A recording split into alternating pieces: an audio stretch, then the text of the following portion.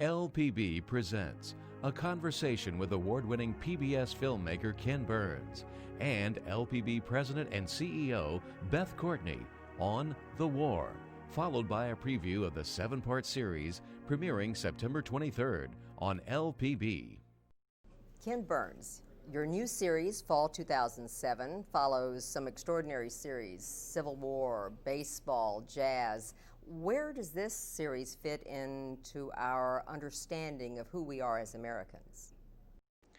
Well, I think the Civil War is still the most important event that happened to Americans, but you could make a really good argument that the most important thing that happened in the history of the world is the Second World War. It's the greatest cataclysm in human history as we describe it. And though for years we'd painfully tried to avoid dealing with the Second World War, we, in the end, couldn't help being drawn into it by the statistics. 1,000 veterans are dying a day, by the horrific statistics of what our kids don't know.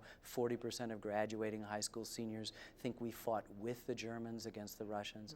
And then you have this body of human beings who are beginning to pass from the scene, who we need to bear witness to their memories and their stories, and they are incredible stories. And so we've designed a film that fits, I think, very much into the tradition of the Civil War in baseball and jazz, but is in some ways wholly different. It's entirely a bottom-up story in which there are no sort of famous names, no experts, no Shelby Footes from the luxury of an armchair telling you what happened, but people who were actually there. And if you weren't there, alive at that time, worrying about somebody in a prison camp or actually doing fighting, you're not in our film.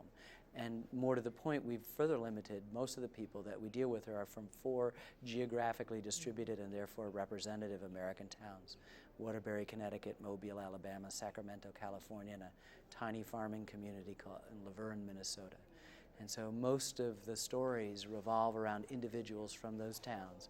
They're African American stories, they're Japanese American stories, they're Jewish and Southern and Central European immigrant stories, they're regular American stories, they're farmers, they're businessmen, they're aspiring doctors. It's across the board. It's basically what we like to say is it's somebody you could have had Thanksgiving with.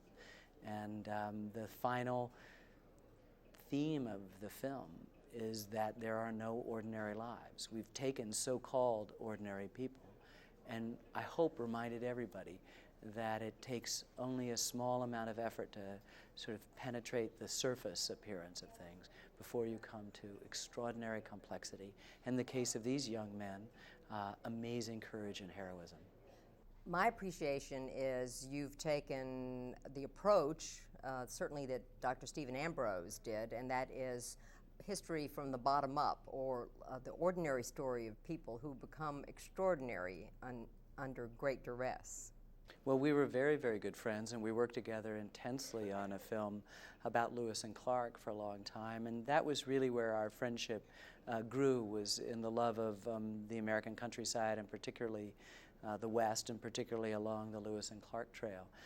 But I had, since before I knew Steve, subscribed to this notion that the bottom up, as we did in the diaries of so-called ordinary soldiers in the Civil War, was in some ways the best way to understand a period, and particularly a war, because it's true that there are heroes and celebrities of the wars, that we focus on the presidents and the field marshals and the prime ministers and the generals, but the people who do the fighting and the dying are nearly always the enlisted men, the ordinary people, so-called, who remind us about what real heroism is about. Well, it seems that today we are a culture in which we celebrate people who are, quote, celebrities, rather than the heroic efforts of ordinary people. I think that's exactly right. We are sort of suffering from a new kind of tyranny. We've replaced the royalty that we supposedly got rid of 200 plus years ago with a new kind of royalty, the people with bold-faced names, who, it seems to me, do the exact same things that we do. They fall in love, they get divorced, they have children, but for some reason or another, when they do it, it seems so important that you can stampede other people. And what happens is that we begin to diminish our own experiences, and we begin to not value what a well-rounded life is about. We tend to want to be like them. We focus on what they do. And it's to our detriment as a country. And what happens in that celebrity culture is we become focused on buying things and looking like them and becoming abnormally thin or all the other afflictions that attend to this world, and we forget our own past. It is remarkable that young people today, my appreciation is 40% of them think perhaps that America was allied with Germany against Japan, that there's no real understanding of history. There's just no context. It used to be that when you made a documentary about the Second World War, it was Victory at Sea or World at War. You covered the entire spectrum of stuff that was going on. Today we provide no context. We have really wonderful moments, particularly Saving Private Ryan and Band of Brothers, where we drop some people into particular scenes and the verisimilitude is so magnificent that we're there, but we also tend to forget why they were there or what was the cause of their fighting, what was the consequence of certain actions, why they're there at that particular time. A myriad questions that don't need homework, that don't need castor oil to learn, but just need a kind of a broader and yet we thought even more specific attention, and that's what we've tried to do. And it's interesting that by focusing entirely on the bottom up in our story, paradoxically you get the larger aerial view of the war, I think, a lot better. And one of the reasons is that you've got a dog in that fight. You care about this landing and you want to know why it happened and where it is and what that Japanese island was or what the South Pacific island was, because you care about somebody who's landing there. He's not just somebody's mother's son, but he's somebody you've gotten to know. You know his aspirations. You know his sister back home, and that means something. So you tell the war both as it's unfolding overseas and also at home. Right. I'd say about 20% of the film is the home front. You get to know how Waterbury and Mobile and Sacramento exploded in shipbuilding and in industry and in army bases. And you also get to see how Laverne doesn't really change in the outward, but in the inward as they begin to try to comprehend the losses that are happening. With the depot agent who has to deliver the telephone, the editor of the local newspaper has to try to explain these horrible things to his fellow countrymen.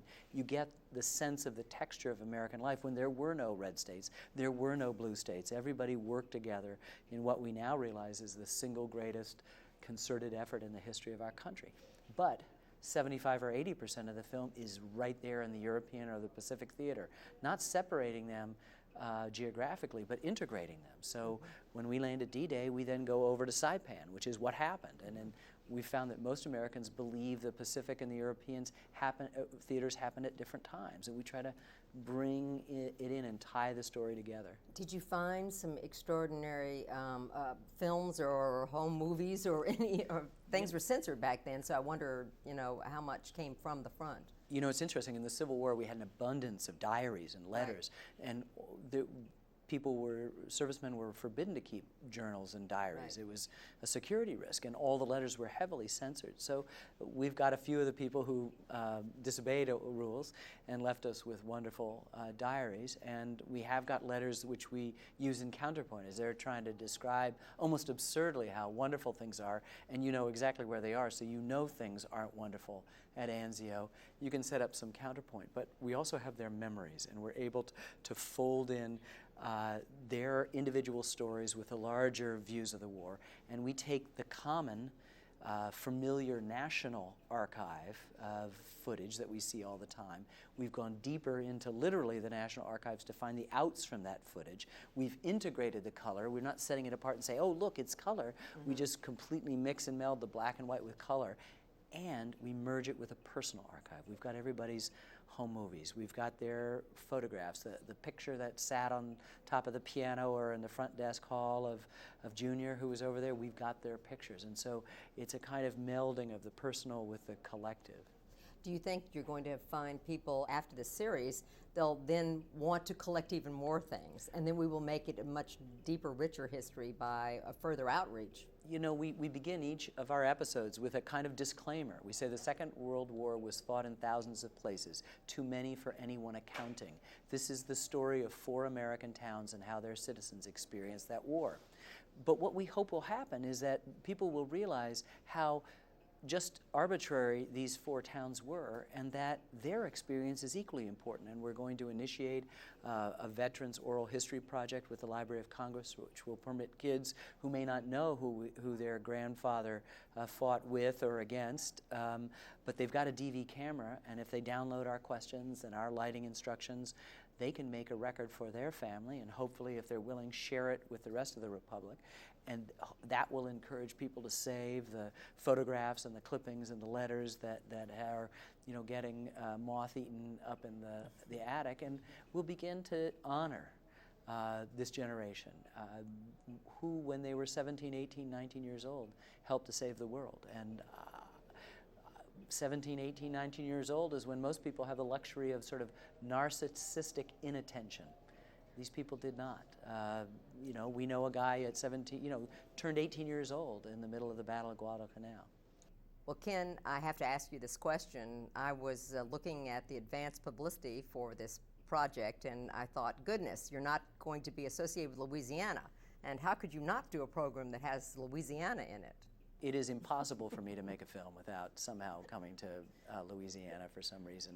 And I think we've gotten to the stage that if we don't find a direct connection, then we make one up to make sure that we get a chance to visit here.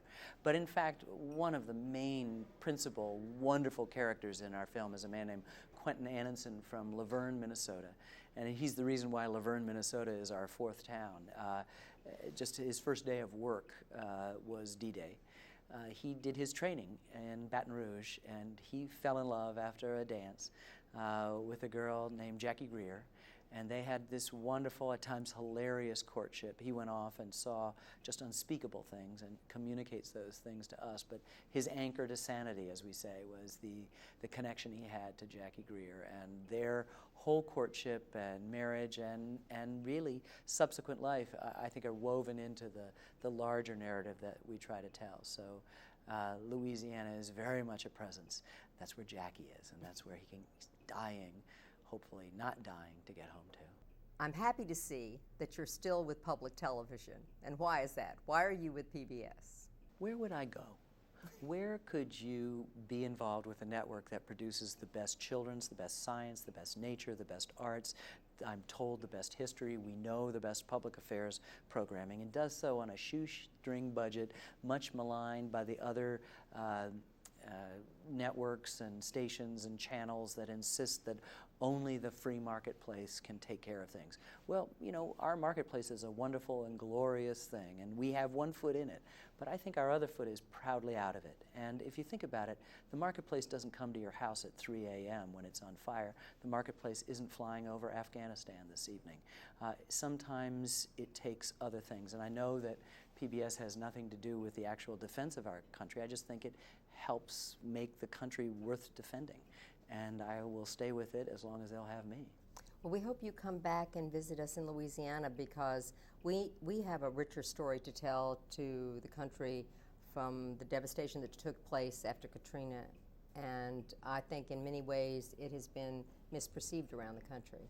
So I think it has. We've had a media story that lasted, and I think in some ways, honorably so, for a long time, but it's now fallen off the radar screen. And when you look, and we're well over a year past that horrible event, and to see the utter devastation, the extent of the devastation, and how little progress has been made, knowing how much money has been spent, it just makes you furious and angry and disappointed that this great country, the richest on earth, hasn't been able to respond and do more to make right what those in Louisiana and the rest of the Gulf have suffered. Well, thank you, and we're certainly looking forward to the series in the fall. Yeah, it will be the biggest footprint I think PBS will ever make, so it'll be hard to miss the broadcast, and I can't wait to share it with you. Thank you.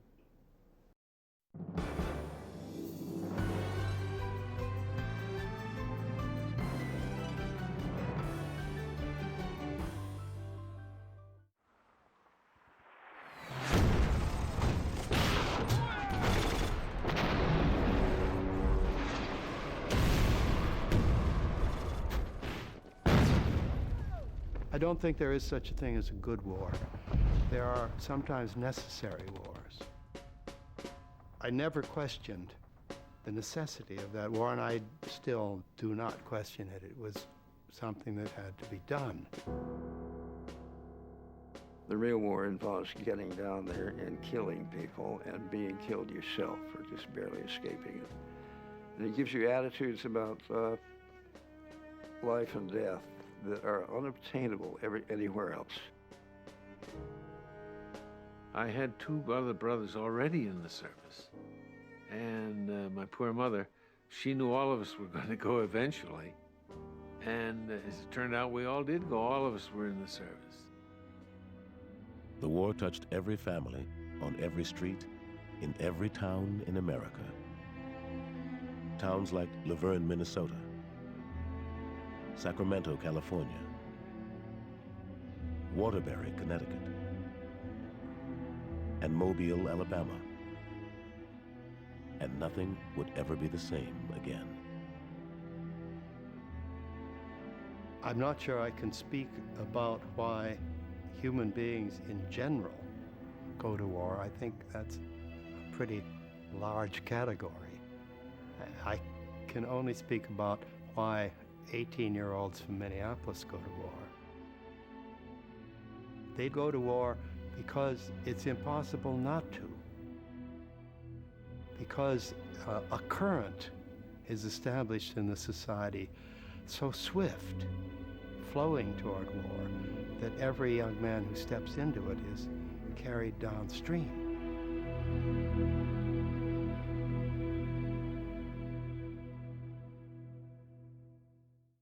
Corporate funding for the production of The War was provided by, and major funding was provided by,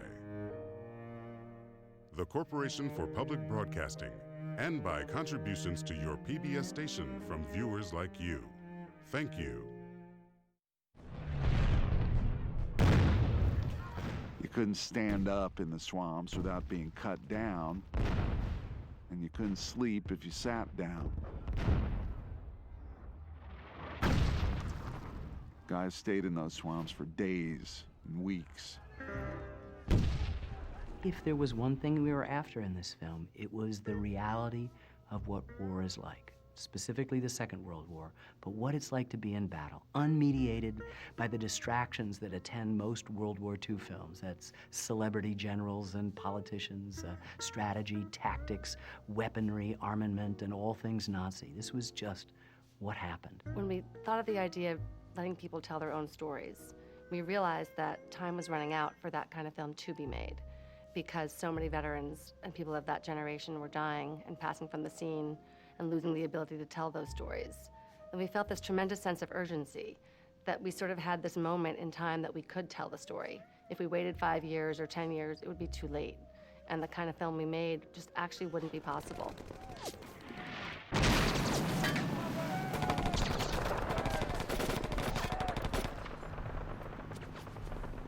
Joe Vargas' platoon came ashore at 7:35.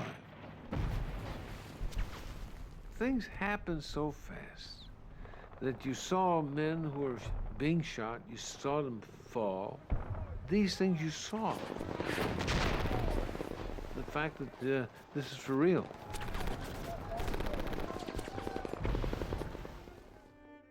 We had started losing boys in the neighborhood. The boy up here on the corner was a Navy pilot. He was killed. The boy down the street was an Air Force pilot, and he was missing in action. They started disappearing all around us. And my mother spent her time going to visit the other mothers, consoling them. And it was a very, very fearful time. It really was. War not only transforms a country, turning us into the greatest power on earth and the single greatest coordinated effort we ever exhibited, but transforming the lives of human beings that are very much like us, and we can be affected by our closeness and proximity to them. Call at 8:30 p.m. tonight. I remember I was home eating breakfast with my mother and my two brothers. I was the youngest, and we were getting ready to go to Sunday school. I remember the fear coming in my mother's eyes because she knew my brothers were probably going to be called, and they were.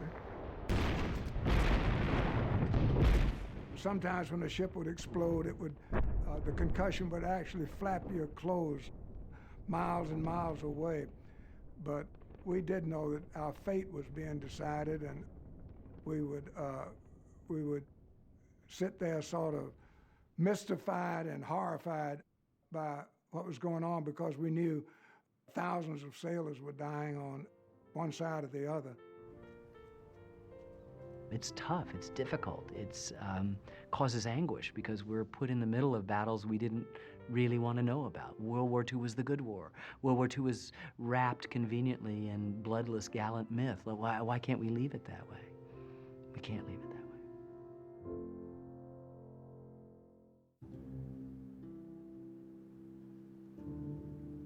We had a lot of fun getting to know these 4 towns and the people in them and trying to find ways to tell the stories of what the war had meant in these places. And we went about it in a variety of ways.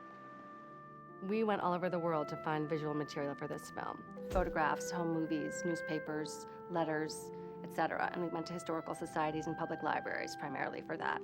And we put articles in the newspapers asking for people to contact us if they had stories to share or materials to share. And we were just deluged, basically, with materials. Why don't you tell us what you brought for us today? Right. Phone calls, emails, all kinds of things. A lot of the process was actually just going through and weeding through all this material. Everything that was sent to us was read. Oh, that's a great picture. And was responded to, and it was a huge job. But we found treasures we never would have found any other way.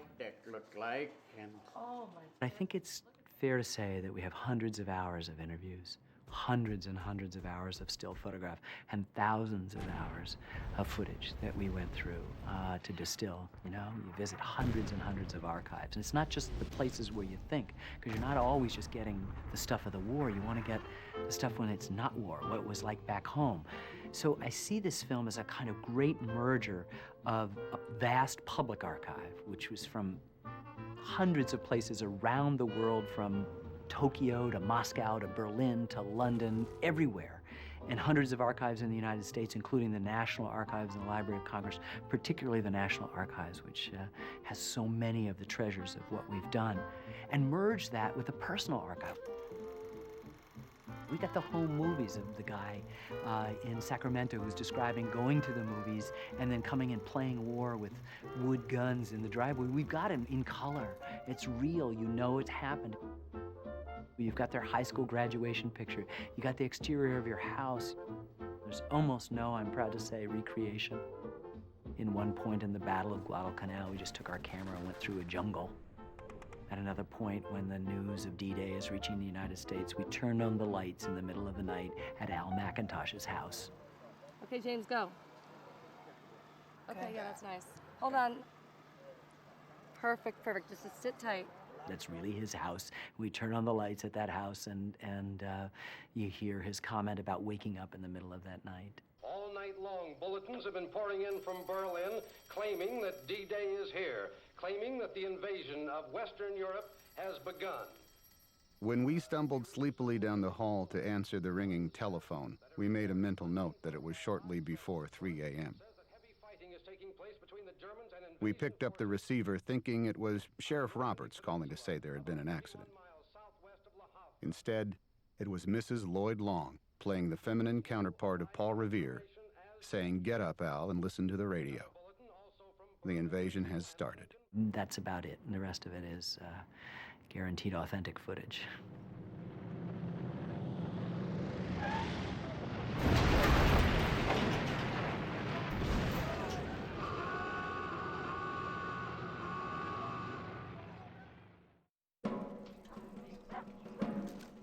Early in the morning, we were awakened from our bunks, and we were told to get in our flight gear and meet in the briefing room.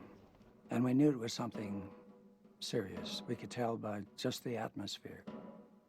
And as we took our seats and they pulled the curtain back, they said, "Gentlemen, this is it. The invasion of France has begun."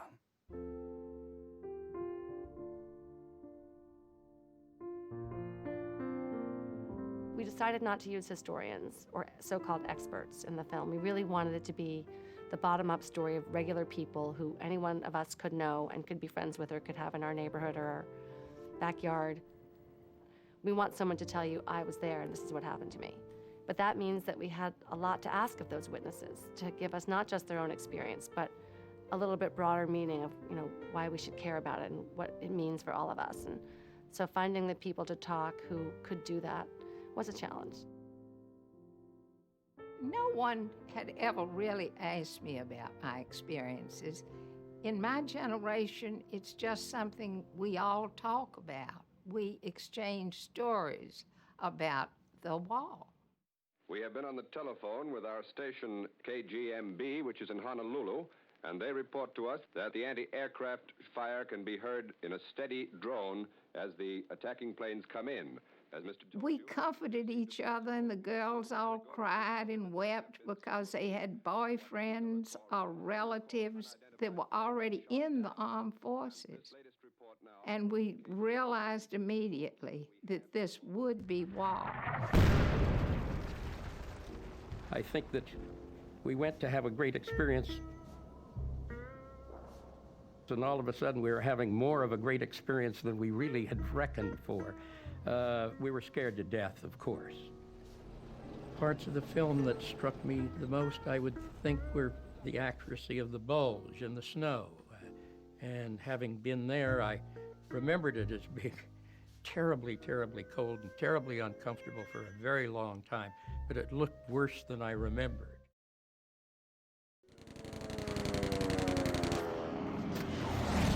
It was on one of my very early missions that I first knew I had killed men.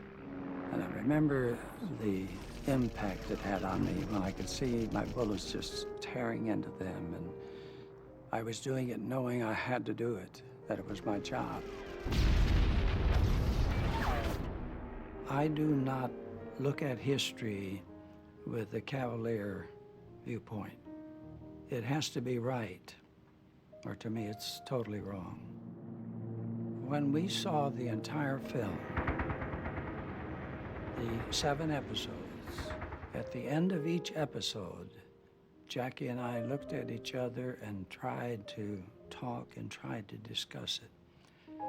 But it became so overpowering in a historical sense, in an emotional sense, that we almost had to take a break in there and sit it out for a few days. This film just did everything that you would hope for and dream about in a film that related to World War II and the massiveness of that enterprise. The War premieres September 23rd, only on PBS. Louisiana Public Broadcasting wants to hear your World War II stories. LPB is taking part in the Library of Congress Veterans History Project. The goal is to collect as many war stories as possible from our World War II veterans and their families. To find out more, go online at lpb.org. And remember to watch the premiere of The War, a film by Ken Burns, airing this fall on Louisiana Public Broadcasting.